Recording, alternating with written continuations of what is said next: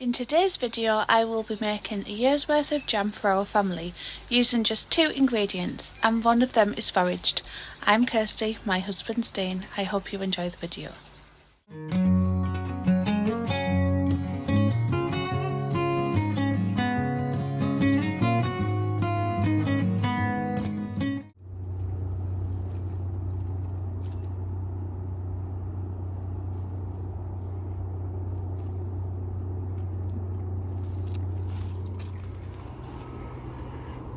Remember, with foraging, only take what you need, leave plenty for others and even more for the birds, and make sure you're 100% sure in what you are picking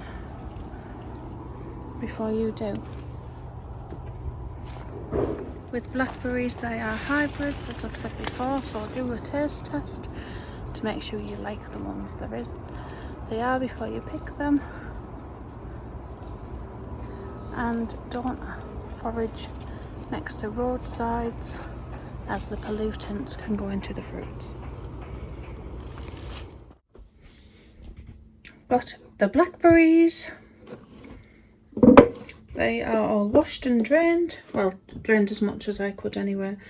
I've got the big scales, which are parcel scales, and I'm going to use grams today because I just find it easier.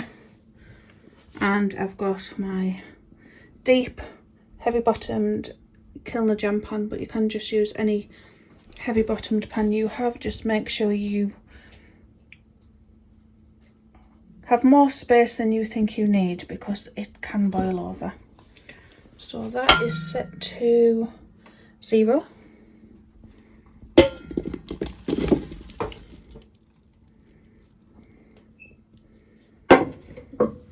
So we've got 1.92 kilograms. So I need to measure that much sugar. We're just going to do a same blackberry to sugar ratio today.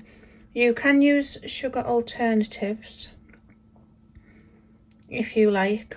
We're using sugar because it's most cost effective, and we don't have it that often anyway. It is an occasional treat for us, jam, rather than an everyday food staple. In my experience, I've never needed to use pectin with blackberries, but the recipe books do say to use either a pectin jam or put a couple of tablespoons of lemon juice in, or you can add an apple, and then an apple or two. Some crab apples are the best ones that you can also forage, and apples have naturally high pectin, and they will naturally bring the pectin out, and so you don't need to spend money on the expensive sugar. Or you can make your own pectin. I have got a video on it, I will link, with crab apples too, and then it's on the shelf ready. But I'm not going to use pectin today, as like I said, the blackberries where we are seem to have a nice natural amount of pectin in it anyway. Right, so I'm going to put this on low just to start softening the fruits, and then I'm going to measure 1.93 of sugar. This will work whatever quantity of blackberries you have.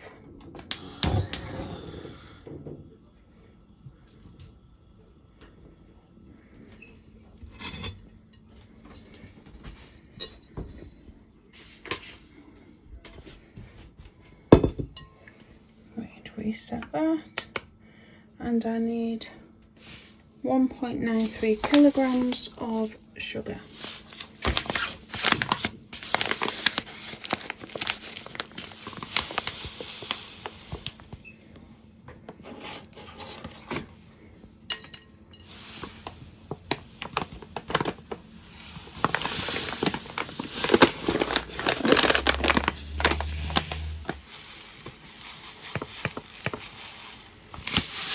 There we go.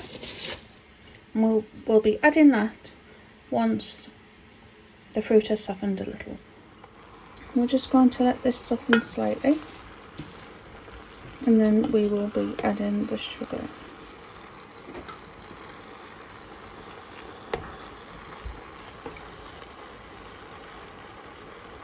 But if you want a seedless jam, what you can do is, after it's softened, put it through a cheesecloth or something to get the seeds out. But we're not too bothered by it, and then wait, and then put that amount of sugar in instead of weighing it at the start, because you can lose quite a bit of the weight through that process.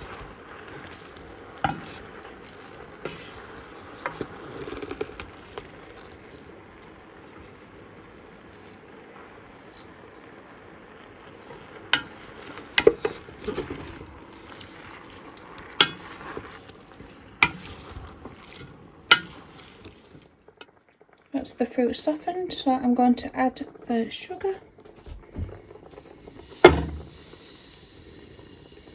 and let all of that dissolve before turning the heat up.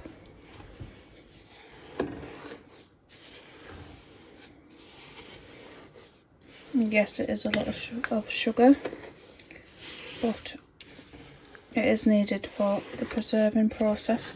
Less sugar can be used, but it doesn't store as well.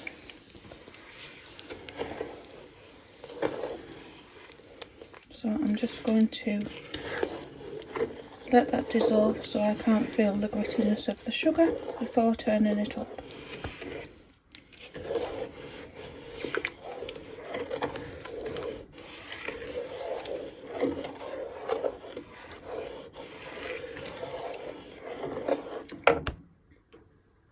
That is all dissolved, so I'm going to turn it up. If you are using a jam thermometer, we need it to go to there, which is between 104 and 105 degrees C, which is 219 to 222 degrees Fahrenheit. And that's the setting point for jam. The method I will be using is the plate test. So I've put a plate in the freezer. When I think it has set, I'm going to get a little spoonful out, put it on the plate, leave it to cool, and then just dip my finger in and see if I can leave a nice line through to show it has set. So I will show you that as well. I'm just going to bring it up to temperature now. Stirring occasionally because we don't want it to burn at the bottom and stick to the pan.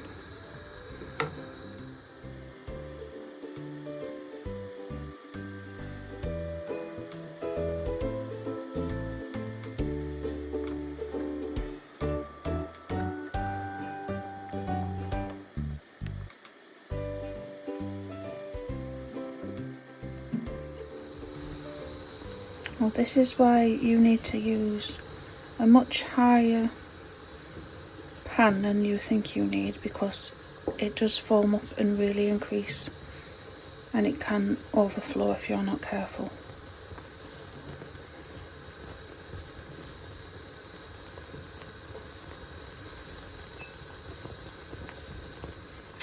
I know it's nowhere near done yet, but I just want to show you how it looks when you put it on a plate. So that plate's been in the freezer. I'm just going to carefully get a little spoonful and pop it onto the cold plate, and we're just going to let that cool, and then we will test it.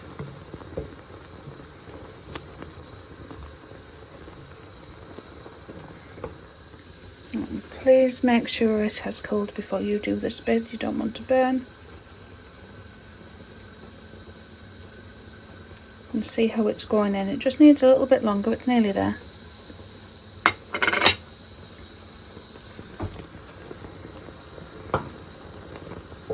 We'll see how it's closed the gap. We want that gap to sort of stay there. So I'll give it another 2 minutes and then we'll try it again.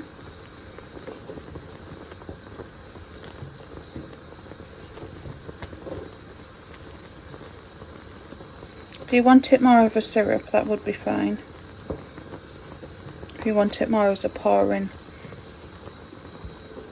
sauce rather than a jam. And what I'm going to do while that finishes, all of the lids I'm going to put on to boil, and any utensils I will be using to sterilise them.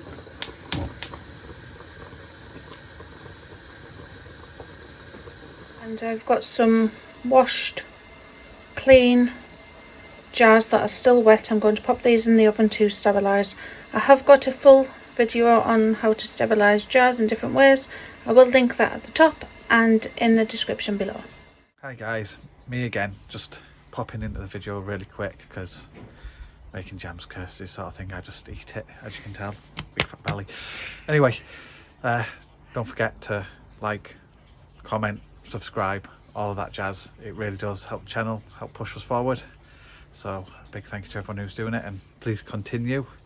And while I'm here, Friday UK 6 PM, you know the time, you know the place, standard live stream. Come join us, be nice to have you there. Alright, back to the video. Now we are at this point where it's not far off being done. If you want a shinier, clearer looking jam, these foam bits you can just skim off the top. If you're not too worried, they can just be stirred back in.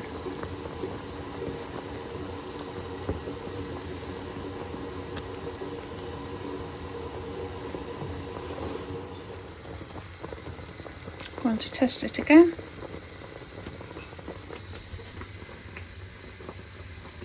Just going to give that a little bit of time to cool down. I know it's definitely not far off.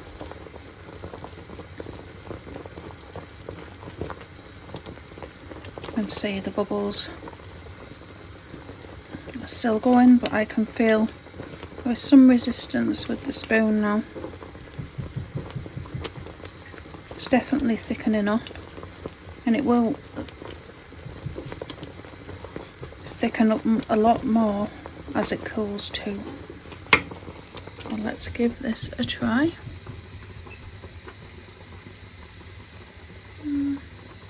Slightly more, about 2 more minutes.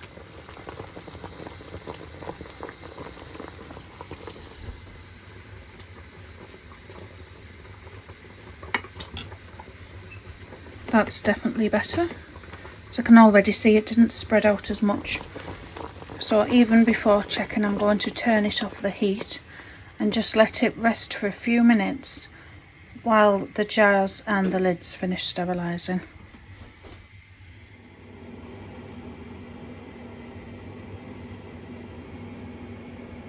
There we go.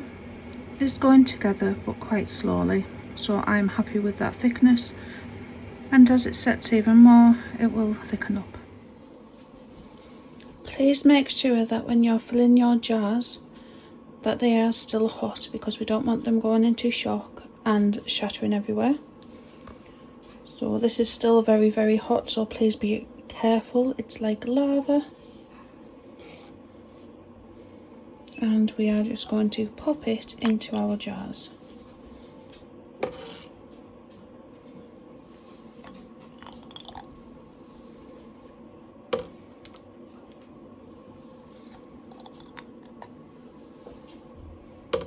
With jams, you don't need to leave a headspace like you do with canning. You need to be nice and full.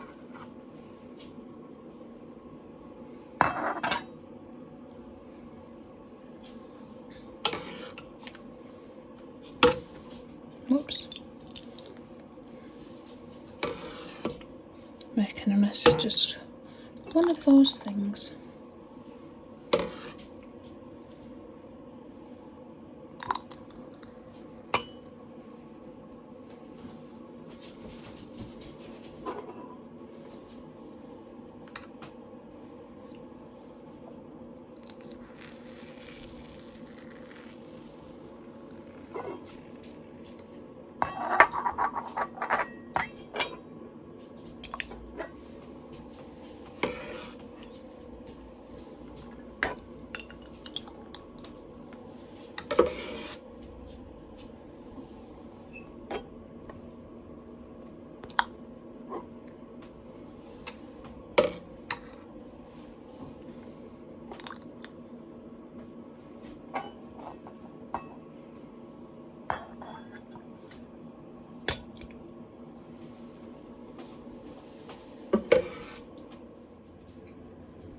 that's them all very messily added to the jars.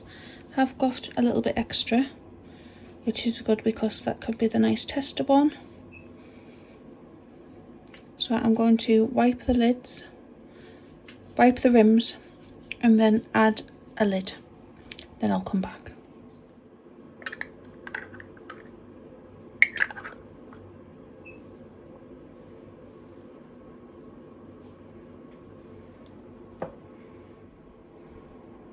That's them all with the lids on. So I'm going to just leave them in place to completely cool, and then I will come back and show you the sample one.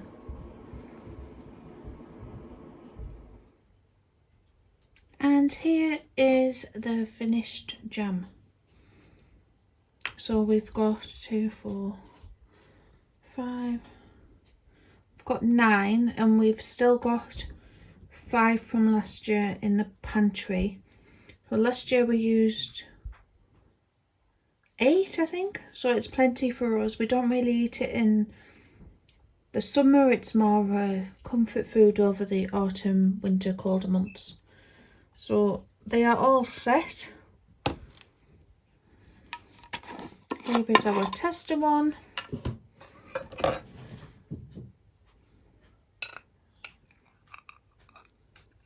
And there is our blackberry jam. It's still warm. Lovely, lovely colour jam.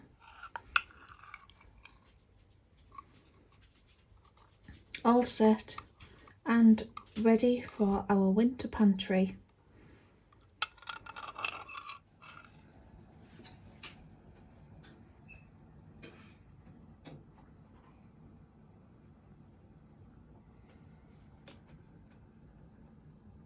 I hope you enjoyed the video. Thank you for watching. Bye.